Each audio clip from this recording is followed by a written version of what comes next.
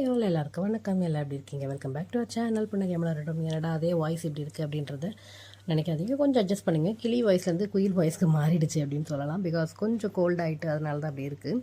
இன்றைக்கி வந்து நம்ம மணத்தக்காளி கீரை எப்படி செய்யலாம் அப்படின்றத பார்க்கலாம். என்னோடய ஸ்டைலில் நான் எப்படி செய்வேன் அப்படின்றத தான் காட்டுறேன். துவரம்பருப்பு, பாசிப்பருப்பு நான் சின்ன கப்பில் ஒரு ஆஃப் போர்ஷன்ஸ் வந்து எடுத்திருக்கேன்.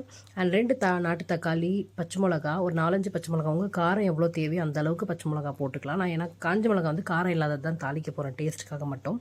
ஸோ நம்மளுக்கு காரத்துக்கு ஏற்ற மாதிரி பச்சை மிளகா போட்டுட்டு பூண்டு தோலோடு போடுங்க. அது மசியும் போது நல்லாயிருக்கும் டேஸ்ட்டு.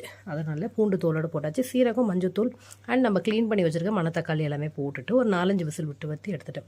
இவ்வளோ விசில் வைக்கணுமா அப்படின்றது தேவையில்லை. பட் நம்மளுக்கு வந்து கொஞ்சம் கடையிறதுக்கு கொஞ்சம் ப்ராப்ளம் அப்படின்றதுனால 4-5 விசில் வந்து விட்டு எடுத்துக்கிட்டேன். சட்டியில் போட்டு கடைஞ்சா மட்டும்தான் இதோட டேஸ்ட் வந்து சூப்பராக அல்டிமேட்டாக இருக்கும்.